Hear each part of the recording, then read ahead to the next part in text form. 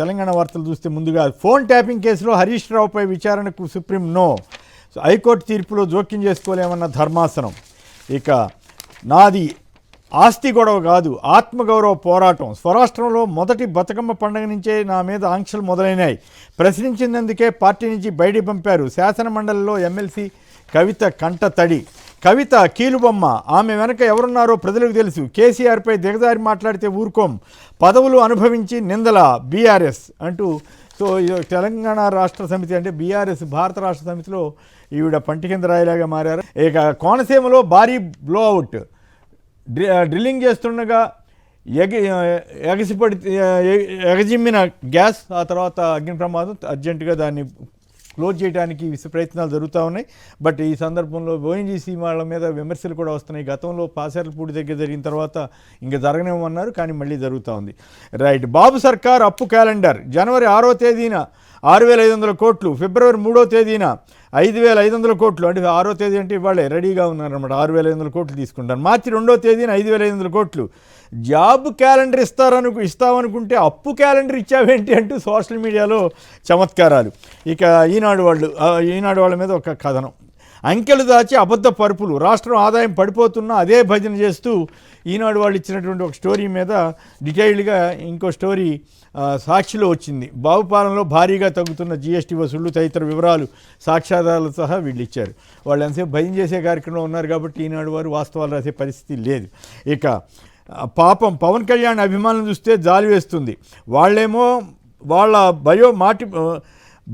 మాటికి మార్చాల్సి వస్తోంది. ముందు లెఫ్టిస్ట్ అన్నాడు, చెగువీరా ఫోటో పెట్టుకున్నారు. తర్వాత బీజేపీ అన్నారు, మోడీ ఫోటో పెట్టుకున్నారు. మళ్ళీ అంబేద్కర్ అన్నారు, ఫోటో మార్చారు. 2 ఏళ్ల క్రితం సనాతని అన్నాడు, దేవుళ్ళ ఫోటోలు పెట్టారు. ఇప్పుడు సెంట్రిస్ట్ అన్నాడు. ఏ ఫోటో పెట్టుకోవాలో తెలియక తంటాలు పడుతున్నారంటూ పివిఎన్ శర్మ గారు అనే ఆయన చాలా ఆసక్తికరమైన కామెంట్ చేశారు. అలాగే ఇంకో ఇంట్రెస్టింగ్ విషయం ఏంటంటే చంద్రబాబు గారిలో సడన్గా సనాతని అంటే ఆయన విడాకులకు వ్యతిరేకంగా మాట్లాడుతున్నారు. దీని మీద కూడా చాలా వ్యంగ్య వ్యాఖ్యానాలు ఇవన్నీ వస్తున్నాయి, కానీ వాటన్నింటినీ మేము చూపించట్లేదు. కానీ ఆయన సడన్గా విడాకులకు వ్యతిరేకంగా చంద్రబాబు గారు మాట్లాడటం ఏంటో అర్థం కాని పరిస్థితి. ఆర్ఎస్ఎస్ మీటింగ్లోనూ మరి ఎక్కడ మాట్లాడారో కానీ నాకు కరెక్ట్గా తెలియదు. మాతృభాషలో చదువుకుంటేనే రాణింపు. సాంకేతిక సాయంతో భాషను కాపాడుకోగలం. పిల్లల తెలుగుపై మమకారం, ప్రేమ పెంచాలి. ఈనాడుతో తెలుగు భాషాభివృద్ధికి రామోజీరావు చేసిన కృషిని జాతి మరవదు. పాపం అంతకుముందు తెలుగు పత్రికలు అవన్నీ చేసినన్ని గాలిపోయినాయి. ఎంతసేపు సరే ఓకే, రామోజీరావు చేసి ఉండొచ్చు, కానీ నాకు ఆశ్చర్యం ఏంటంటే విజయబాబు గారు వాళ్ళ తర్వాత మాట్లాడతారు. వీళ్ళందరూ రామోజీరావు పిల్లలు కానీ చంద్రబాబు గారి పిల్లలు వీళ్ళెవ్వరూ ఇంగ్లీష్లోనే చదువుకున్నారు కదా, వీళ్ళు తెలుగు అని ఇప్పుడు చెప్తారేంటో అర్థం కాదు. దాని మీద వివరణ ఇచ్చి ఆ తర్వాత తెలుగు ఖచ్చితంగా నేర్చుకోవాల్సిందే, తెలుగు కాదని అన్నాం. కానీ వీళ్ళు చెప్పే మాటలన్నీ కొంచెం డిఫరెంట్గా అనిపిస్తుంది. అలాగే ఇంకో ఇంట్రెస్టింగ్ విషయం ఏంటంటే కుప్పం ఎయిర్పోర్ట్కి ఇప్పుడు 2019లో సడన్గా చంద్రబాబు గారు శంకుస్థాపన చేసి 8 నెలల్లో పూర్తి చేస్తానన్నారట. అప్పుడు 8 నెలలు కాదు కదా, ఇప్పుడు 18 నెలలైనా చేయలేదు. అలాగే నెల్లూరు దగ్గర దగదర్తి నెల్లూరు దగ్గర అట్లాంటిది ఇదిగోండి, అది కూడా సోషల్ మీడియాలో శంకుస్థాపన ఫోటో సహా వచ్చింది. అప్పుడు ఇట్లాగే శంకుస్థాపన చేశారు, అదేమైపోయిందో తెలియదు. అలాగే అనేక ఇరిగేషన్ ప్రాజెక్టులకి శంకుస్థాపన చేశారు చంద్రబాబు గారు. రాళ్ళు 1996లో అయితే వరికపూడిశల ప్రాజెక్టు 1996లో శంకుస్థాపన చేశారంట.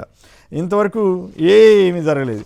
ఇక 99 ఎన్నికలకు ముందు చంద్రబాబు గారు ఒక స్ప్రీ ఆఫ్ ఫౌండేషన్స్ అనమాట, హంద్రేనివా, గాలేరు నగర్, ఇట్లా వీటన్నిటి మీద తర్వాత వైఎస్ రాజశేఖర రెడ్డి గారు శంకుస్థాపన రాళ్ళ దగ్గరికి వెళ్ళి బాబు నువ్వు చేయలేదని చెప్పి పూలు పెట్టి నిరసన చెప్పారు. వైఎస్ వెటకారానికి చంద్రబాబు విలవిల్లాడుతున్నారంటూ ఆ రోజుల్లో పత్రికల్లో వచ్చిన వార్తలు. ప్రాజెక్టులు అట్లా ఒకటి కాదు, ఆ రోజుల నుంచి ఇప్పటి వరకు ఈ గత 30 ఏళ్లలో చంద్రబాబు గారు చేసిన ప్రచారాలు ఇవన్నిటినీ శంకుస్థాపన వీటన్నిటిని చూపిస్తూ సోషల్ మీడియాలో కథనాలు వస్తున్నాయి.